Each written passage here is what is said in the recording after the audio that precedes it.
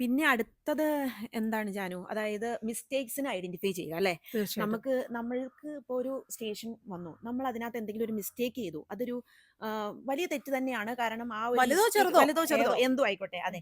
അത് അക്നോളജ് ചെയ്യുകയും അപ്പോളജൈസ് ചെയ്യുകയും ചെയ്യുക എന്നുള്ളത് തന്നെ അതൊരു വലിയൊരു കാര്യം തന്നെയാണ്. അത് നമ്മൾ ആ മിസ്റ്റേക്ക് ഐഡന്റിഫൈ ചെയ്യാൻ പറ്റണം. അതെ, അത് അപ്പോളജൈസ് ചെയ്യാൻ പറ്റണം. അതെ. എങ്കിൽ അത് ആ എക്സാമിനേഴ്സിനെ ഇംപ്രസ് ആക്കും എന്നുള്ളതാണ് എനിക്ക് തോന്നുന്നത്. ഒരു എക്സാമ്പിൾ ആയിട്ട് എന്തെങ്കിലും തീർച്ചയായിട്ടും. ഒന്ന് പറയാൻ പറ്റുമോ? അല്ല എനിക്ക് എപ്പഴും മനസ്സിൽ വരുന്നതെന്ന് വെച്ചാൽ നമ്മള് അവിടെ ചെയ്യുമ്പോ 2 എക്സാമിനേഴ്സ് നമ്മുടെ സൈഡിൽ കാണും.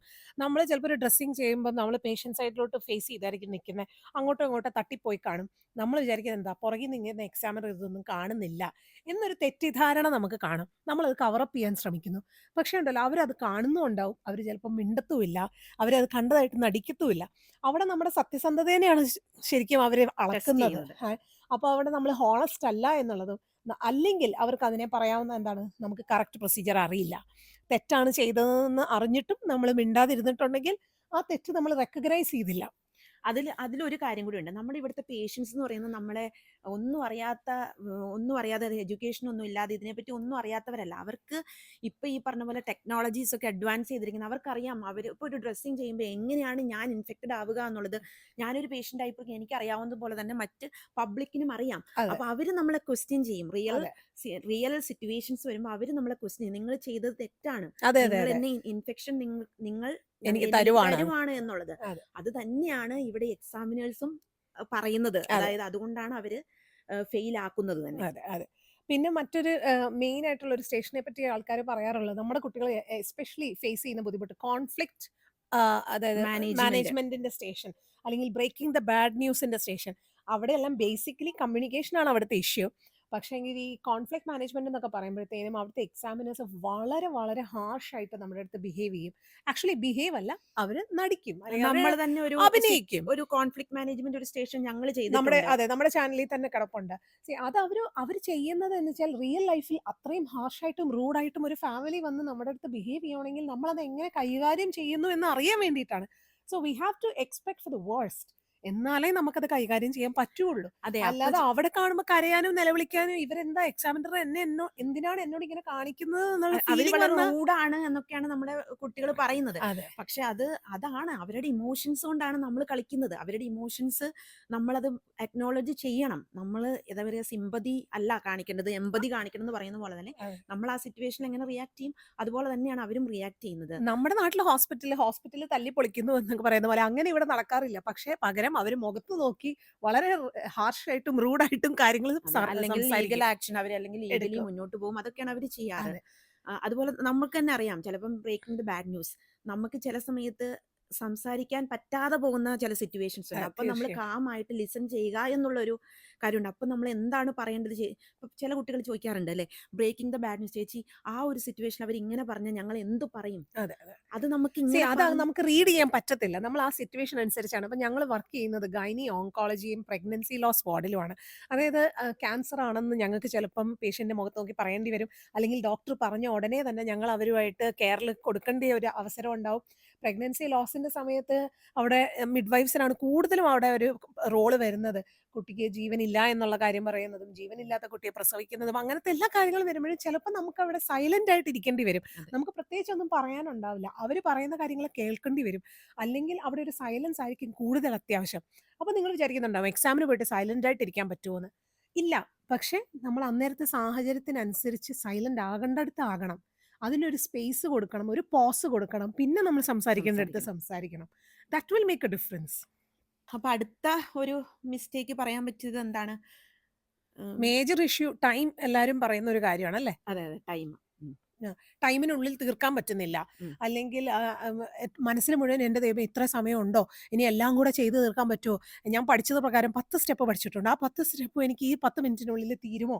എന്നൊക്കെയുള്ള ഒരു വേവലാതി ആവലാതിയും അത് ഒരുപാട് സ്ട്രെസ്സിലോട്ടിടും ഫസ്റ്റ് ഓഫ് ഓൾ ഉം. സ്റ്റുഡൻസിനെ.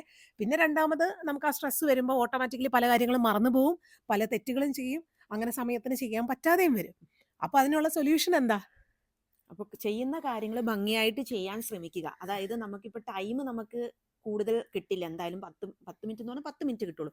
പക്ഷെ അതിനുള്ളിൽ തന്നെ ചെയ്യുന്ന കാര്യങ്ങൾ വളരെ ഭംഗിയായിട്ട് ചെയ്താൽ തന്നെ അവർ ഇമ്പ്രസ് ആവും. ഉം.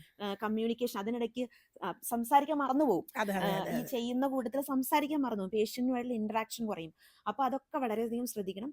ചെയ്യുന്ന കാര്യങ്ങൾ ഭംഗിയായി ചെയ്യുകയും അതോടൊപ്പം തന്നെ പേഷ്യൻസുമായിട്ട് നല്ലപോലെ കമ്മ്യൂണിക്കേറ്റ് ചെയ്യുകയും ചെയ്തു കഴിഞ്ഞാൽ ഒരു നമ്മൾ ടാസ്ക് ഓറിയന്റഡ് ആവരുത് എന്നുള്ളതാണ് ബേസിക്കലി. നമുക്ക് ടാസ്ക് ചെയ്യണം. പക്ഷെ അതിനോടൊപ്പം നമ്മൾ അവിടെ ഒരു ജീവനുള്ള ആളുണ്ട്.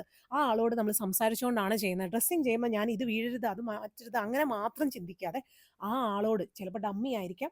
പക്ഷെ നമ്മൾ ഡമ്മിയോട് സംസാരിക്കുന്നു. നിങ്ങളുടെ വൂണ്ട് ഇങ്ങനെയാണ്. ഞാൻ ഇത് എടുക്കാൻ പോകുന്നു. ഞാൻ ഇന്നത് ചെയ്യാൻ പോകുന്നു. ഞാൻ തുടയ്ക്കാൻ പോകുന്നു എന്നെല്ലാം നമ്മൾ കമ്മ്യൂണിക്കേറ്റ് ചെയ്തുകൊണ്ടിരിക്കുക. അത് എപ്പോഴും എക്സാമിനേഴ്സിനെ ഇംപ്രസ് ചെയ്യുന്ന കാര്യമാണ്. പിന്നെ ഇനി നമുക്ക് ഇപ്പോൾ രമ്യ പറഞ്ഞു ശരിയാണ്. എല്ലാ സ്റ്റെപ്പും തീർന്നില്ലെങ്കിലും ചെയ്യുന്നത് ഇഫക്റ്റീവായിട്ട് ചെയ്യുക എന്നുള്ളത് കറക്റ്റാണ്. പക്ഷേ നമുക്ക് ഇത് എല്ലാ സ്റ്റെപ്പും ചെയ്യാനും സാധിക്കും. സാധിക്കും. കാരണം ഞങ്ങളൊക്കെ ചെയ്തിട്ടുണ്ട്. എങ്ങനെ നമുക്ക് ചെയ്യാൻ പറ്റും? നമ്മളൊരു ടൈമർ വെച്ച് പ്രാക്ടീസ് ചെയ്യുക. നിങ്ങൾ ഈ പഠിക്കുന്ന കാര്യങ്ങൾ നിങ്ങളൊരു ടൈമർ വെച്ച് ആ ടൈമിനുള്ളിൽ ഇപ്പോൾ 10 മിനിറ്റാണ് നമുക്ക് സമയമെങ്കിൽ നിങ്ങൾക്കതൊരു 8 മിനിറ്റിൽ തീർക്കാൻ പറ്റുന്ന രീതിയിൽ നിങ്ങളത് പ്രാക്ടീസ് ചെയ്യണം. പ്രാക്ടീസ് കൊണ്ട് മാത്രമേ അത് സാധിക്കുകയുള്ളൂ. അത് കമ്മ്യൂണിക്കേഷൻ ആവട്ടെ, മെഡിക്കേഷൻ ആവട്ടെ, ഡ്രസ്സിങ് ആവട്ടെ എന്തും നിങ്ങൾ പ്രാക്ടീസ് ചെയ്യണം. കമ്മ്യൂണിക്കേഷൻ ചെയ്യാൻ നിങ്ങളൊരു ഗ്രൂപ്പായിട്ടാണ് പഠിക്കുന്നതെങ്കിൽ ഫ്രണ്ട്സ് അങ്ങോട്ടും ഇങ്ങോട്ടും സംസാരിച്ച് പഠിക്കുക. ഞങ്ങൾ എപ്പോഴും പഠിപ്പിക്കുന്ന പിള്ളേരോട് ഞങ്ങൾ പറയാറുണ്ടത്. നിങ്ങൾ ഗ്രൂപ്പായിട്ടാണെങ്കിൽ അങ്ങോട്ടും ഇങ്ങോട്ടും പറയാം. ഇനി ഗ്രൂപ്പായിട്ട് പറയാൻ ആളില്ലെങ്കിൽ കണ്ണാടിയിൽ നോക്കിയിട്ട് നിങ്ങൾ പറയാം. നിങ്ങളുടെ കോൺഫ്ലിക്റ്റ് മാനേജ്മെന്റ്, നിങ്ങളുടെ breaking with the bad news എല്ലാം നിങ്ങൾ ഓപ്പൺലി സ്പീക്കപ്പ് ചെയ്യണം. കാരണം നമ്മൾ ഒന്നാമത് നമ്മുടെ നാട്ടിൽ ഇംഗ്ലീഷ് ലാംഗ്വേജ് ഉപയോഗിച്ചല്ല നമ്മൾ പേഷ്യൻസിൻ്റെ അടുത്ത് സംസാരിക്കുന്നത്. അപ്പോൾ നമുക്കൊരു ഒരു വിമുഖത ഉണ്ടാവും അങ്ങനെ സംസാരിക്കാൻ. അത് നല്ല ഓപ്പണായിട്ട് സംസാരിച്ചാൽ മാത്രമേ ആ ഒരു ബുദ്ധിമുട്ട് മാറത്തുള്ളൂ. അപ്പോൾ അങ്ങനെയാകുമ്പോൾ നമ്മൾ ആ ടൈമർ വെച്ച് പ്രാക്ടീസ് ചെയ്താൽ അത് നിങ്ങൾക്ക് നന്നായിട്ട് ഗുണം ചെയ്യും. അതുപോലെ തന്നെ സംസാരിക്കുമ്പോഴുള്ള ഒരു ടോണ് നമ്മളിപ്പം എന്താ പറയുക, ഹൗ ആർ യു എന്ന് ചോദിക്കുന്നത് തന്നെ പല രീതിയിൽ ചോദിക്കാമല്ലോ. അപ്പോൾ ആ ചോദിക്കേണ്ട രീതിയിൽ ചോദിച്ച് നമ്മൾ പ്രാക്ടീസ് ചെയ്യണം. നമ്മൾ ശരിയാ ചിലപ്പോൾ റിയൽ ആയിട്ട് നമ്മൾ സംസാരിക്കുന്ന ഈ രീതിയായിരിക്കും. പക്ഷെ അങ്ങനെയല്ല. എക്സാമിന് വരുമ്പോൾ എക്സാമിനെന്നല്ല, ഇവിടെ വർക്ക് ചെയ്യാൻ വരുമ്പോഴും ഇവിടെ പേഷ്യൻസിനോട് ഇന്ററാക്ട് ചെയ്യുമ്പോഴും നമ്മൾ ആ ഒരു ടോണ് അതെ. അതും കൂടെ ഒന്ന് ശ്രദ്ധിക്കണം. അതെ. നമ്മളൊന്ന് പൊളൈറ്റ് ആവണം. ഇവിടെ താങ്ക് യു, സോറി, പ്ലീസ് ഈ 3 വാക്കുകളാണ് ഗോൾഡൻ വേർഡ്സ്. ഇത് നമുക്ക് പ്രയോഗിക്കാൻ പറ്റുന്നിടത്ത് എല്ലാം എല്ലായിടത്തും പ്രയോഗിക്കാൻ പറ്റുകയാണെങ്കിൽ കുത്തിത്തിരിക്കുക. അതെ വളരെ നല്ലത്. Thank you, sorry and please എല്ലായിടത്തും ഉപയോഗിക്കാൻ പറ്റുകയാണെങ്കിൽ അത്രയും നല്ലത്. നമ്മൾ അവരെ റെസ്പെക്ട് ചെയ്യുന്നു എന്നുള്ളതിൻ്റെയും നമ്മൾ അവരെ അക്നോളജ് ചെയ്യുന്നു എന്നുള്ളതിൻ്റെ ഒരു ഇതാണത്. അപ്പം അത് പരമാവധി യൂസ് ചെയ്യാൻ പറ്റുക യൂസ് ചെയ്യുക. ഉം. പിന്നെ ലാസ്റ്റ്ലി പറയാനുള്ളത് RCSI വെബ്സൈറ്റ്. അതെ. അത് ഒഴിച്ചുകൂടാൻ പറ്റാത്തൊരു സാധനമാണ്. നിങ്ങൾ ഏത് ഇൻസ്റ്റിറ്റ്യൂട്ടിൽ പഠിച്ചോട്ടെ, ഇൻസ്റ്റിറ്റ്യൂട്ടിൽ നിന്ന് നിങ്ങൾക്ക് എന്തുമാത്രം ഇൻഫർമേഷൻസ് തന്നോട്ടെ. RCSI വെബ്സൈറ്റിൻ്റെ അകത്തുള്ള ഇൻഫർമേഷൻ നിങ്ങൾ ഒരിക്കലും വിട്ടുപോകരുത്. അത് അപ്ഡേറ്റ് ചെയ്തുകൊണ്ടിരിക്കുന്നതിനനുസരിച്ച് നിങ്ങളും അപ്ഡേറ്റഡ് ആയിരിക്കണം. അതിൻ്റെ അകത്തില്ലാത്ത ഒരു ടോപ്പിക്കിനെ പറ്റിയും ക്വസ്റ്റ്യൻ വരുന്നില്ല. അതിൻ്റെ അകത്തുള്ള ടോപ്പിക്കിനെ പറ്റി ക്വസ്റ്റ്യൻ വരും. അപ്പോൾ ഇത് എൻ്റെ ഇൻസ്റ്റിറ്റ്യൂട്ടിൽ ഈ ടോപ്പിക്കിനെ പറ്റി പഠിപ്പിച്ചിട്ടില്ല എന്ന് പറയുന്നതിൽ അർത്ഥമില്ല. RCSIയുടെ വെബ്സൈറ്റിലുള്ളതാണ് നിങ്ങളുടെ സിലബസ്. അപ്പം അതാണ് നിങ്ങൾ എപ്പോഴും അപ്ഡേറ്റഡ് ആയിട്ട് പഠിച്ചുകൊണ്ടിരിക്കേണ്ടത്. അതിൻ്റെ അകത്തുള്ള ഇൻഫർമേഷനെ പറ്റി നിങ്ങൾക്കൊരു ഓവറോൾ ഐഡിയ ഉണ്ടെങ്കിൽ നമ്മുടെ ടോപ്പിക്സ് എങ്ങനെയൊക്കെ മാറ്റി മറിച്ചും ചോദിച്ചാലും നമുക്ക് പറയാൻ പറ്റണം. അല്ലാതെ ഇന്ന സ്റ്റേഷനിൽ ഞാൻ ഇന്നതേ പറയുള്ളൂ അത് നിങ്ങൾ അങ്ങനെ വിചാരിക്കുകയേ ചെയ്യരുത്. ഏത് സ്റ്റേഷനിലും ഈ ഞാൻ പഠിച്ചു വെച്ചിരിക്കുന്ന ഇൻഫർമേഷൻസ് എനിക്ക് ഏത് 14 സ്റ്റേഷനിലും മാറ്റിമറിച്ച് ചോദിച്ചാലും എനിക്ക് പറയാൻ പറ്റും എന്നുള്ള രീതിയിൽ വേണം നിങ്ങൾ പ്രിപ്പയർഡ് ആവാൻ. ഇനി എന്തെങ്കിലും ഉണ്ടോ?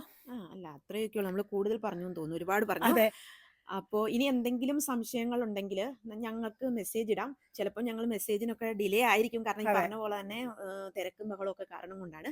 പക്ഷെ ഞങ്ങൾ മാക്സിമം ട്രൈ ചെയ്യാം. നിങ്ങൾക്ക് ഇനി അതുപോലെ സ്റ്റേഷൻസ്, ഞങ്ങൾ കുറച്ച് സ്റ്റേഷൻസ് ഒക്കെ ഞങ്ങളുടെ ചാനലിൽ ചെയ്തിട്ടുണ്ട്. വളരെ കുറച്ചേ അതെ. ചെയ്തിട്ടുള്ളൂ. പക്ഷെ ഇനിയും ചെയ്യാനുണ്ട് ഒരുപാട് സ്റ്റേഷൻസ്. അപ്പോൾ ആർക്കെങ്കിലും എന്തെങ്കിലും സ്റ്റേഷൻസിനെ കുറിച്ച് ഞങ്ങൾ വീഡിയോ ചെയ്യണം, ഇപ്പോൾ റിയൽ ലൈഫ് സിനാരിയോ പോലെ ഞങ്ങളൊരു ഡ്രാമ പോലെ ചെയ്യണോ, എന്താന്ന് വെച്ചാൽ സജഷൻസ് പ്ലീസ് വെൽക്കം. അതെ. അതുപോലെ മെസ്സേജ് ഇടുക. ഞങ്ങളാൽ തീർച്ചയായിട്ടും കഴിയുന്ന പോലെ ഞങ്ങളുടെ അറിവിൻ്റെ പരിധിക്കുള്ളിൽ ഞങ്ങൾ മാക്സിമം നിങ്ങളെ ഹെൽപ്പ് ചെയ്യാൻ ശ്രമിക്കുന്നതായിരിക്കും. കാരണം ഞങ്ങൾ വന്നപ്പോഴും ഞങ്ങൾക്ക് ഗൈഡൻസും ഡിറക്ഷൻസും ഒക്കെ വളരെ കുറവായിരുന്നു. നമ്മളിതെല്ലാം ഫൈറ്റ് ചെയ്ത് വന്നവരാണ്. അപ്പം നിങ്ങൾ വരുമ്പോഴും നിങ്ങളെയും അതുപോലെ ഹെൽപ്പ് ചെയ്യണം ഞങ്ങൾക്ക് താല്പര്യമുണ്ട്. സോ നിങ്ങൾക്ക് എന്തെങ്കിലും ഈ പറഞ്ഞ രമ്യ പറഞ്ഞ പോലെ ഏത് ടോപ്പിക്സ് ആണോ നിങ്ങളുടെ ഇൻട്രസ്റ്റിലുള്ളത് പ്ലീസ് ലെറ്റ് us know. ഞങ്ങൾ ഞങ്ങളുടെ മാക്സിമം ശ്രമിച്ച് അതിൻ്റെ വീഡിയോസ് ആയാലും സെഷൻസ് ആയാലും എങ്ങനെ വേണമെങ്കിലും നമ്മൾ ട്രൈ ചെയ്ത് നിങ്ങൾ ഫ്രണ്ടിൽ പ്രസൻറ്റ് ചെയ്യുന്നതായിരിക്കും. So thank you very much for watching 3 Kantharis. ഇതുവരെ ആദ്യമായിട്ട് കാണുന്നവരാണെങ്കിൽ please subscribe the channel and also click the follow button. So share maximum അതെ, അതെ. മറ്റുള്ളവർക്ക് നിങ്ങൾ ഉപകാരപ്രദമാകുമെന്ന് കാണുന്നത് നിങ്ങൾക്ക് തോന്നുന്നുണ്ടെങ്കിൽ അതൊന്ന് ഷെയർ അതെ, ചെയ്തോളൂ. ഈ എക്സാമിന് വേണ്ടി പ്രിപ്പയർ ചെയ്യുന്ന മറ്റുള്ളവർക്കും ഇത് ഉപകാരപ്പെടുമെന്ന് ഞങ്ങൾ വിചാരിക്കുന്നു. And hope to see you soon. Thank you very much. Thank U.